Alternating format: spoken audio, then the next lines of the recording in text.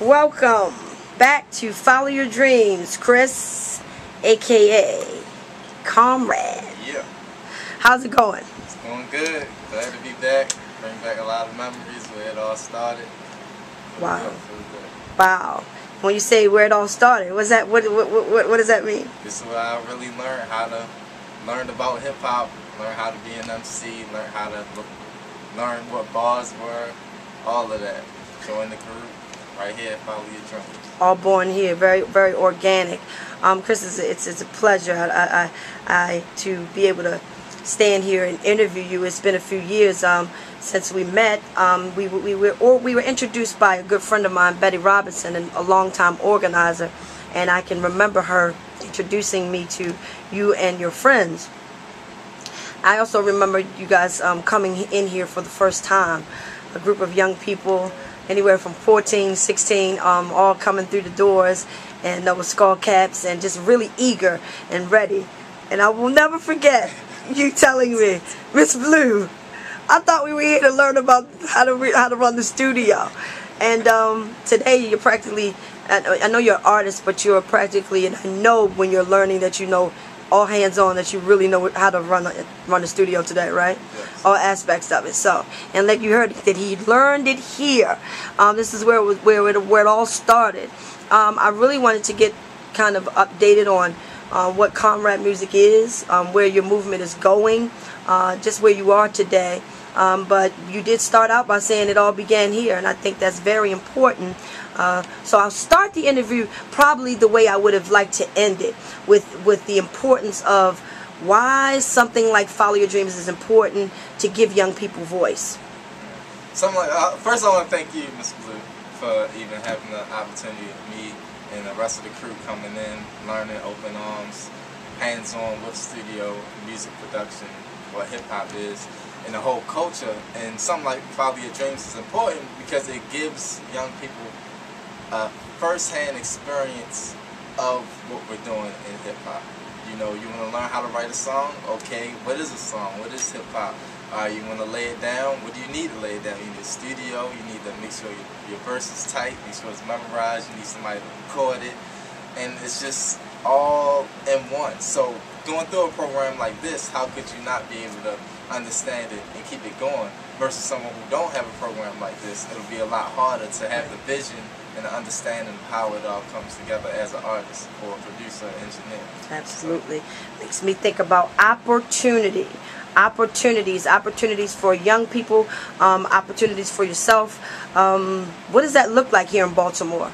Are there lots of programs out there that are accessible for young people that can learn, you know, how the music business operates? Well, no, there aren't a lot of opportunities and programs in Baltimore. Every year it's like the programs fall short of funding. And as far as music and the arts, it's even worse, you know, as far as the programs that are out there. And the programs that I was in growing up, a lot of those are gone now, or dropping, or it's getting smaller in how many people they have. So it's definitely hard out here as a young person to have these opportunities and have these programs to connect with and grow. So that's why we need them. We need them. So Chris, let's kind of speed up to modern day. You and I both know how valuable and how important it is to be able to have any type of opportunity, just to simply have an outlet. Being a Baltimore City, growing up in Baltimore City, knowing that we have so many social ills. Not that other cities don't, but simply, you know, we can only speak about what we know. And growing up in Baltimore City is rough. So not having these opportunities versus having these opportunities is tight. You've come a long way, a very long way. Let's speed up and just tell us where your music has grown and where you've gone with this. I mean, look at your smile. It says it all. That you love this music. Oh yes, definitely.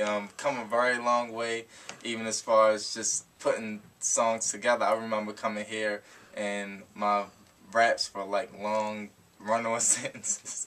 So, you know, coming here, learning how to, you know, tighten that up has definitely helped me a whole lot. And as far as, you know, the whole Comrade Music movement is all about, you know, rebellion. It's all about speaking truth to power. It's about celebrating the knowledge that you have and the knowledge that we seek.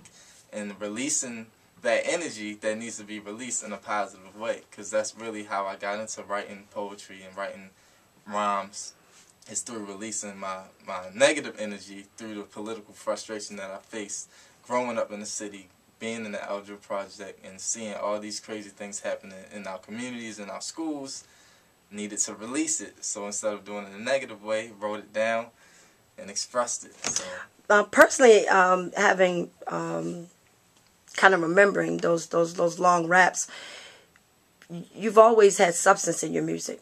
Now today, I don't know whether or not, you know, do you classify, do you put yourself in a certain genre? Of course, we're talking about hip hop, but you know, is it conscious music? Is there a genre that you put your category that you put yourself in?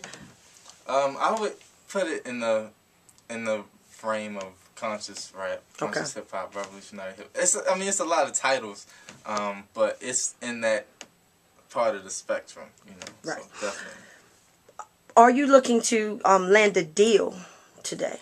That's a good question, because it's a great question. Because doing this for a couple of years now, early on, you know, that was the big dream. Shop yourself out for a deal.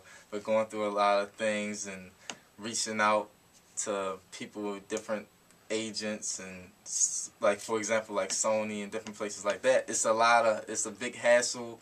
It's not exactly how you think it is, right. Being a fan of hip-hop, watching TV, and then jumping into it and just wanting to sign. It's a whole lot that goes on right. with that.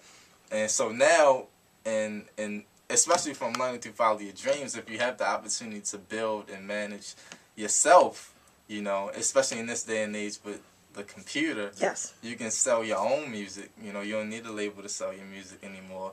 If you can build a team that does the video, that does the recording, that does the beats, you know, you can do all the work yourself and grow as an artist, right. And build a team. Building your team in-house. Chris, I don't know if you remember, that was a chapter, if that was a part of my class, a chapter out of the book, Donald Passman's book. It's all about building your team, because it was so important.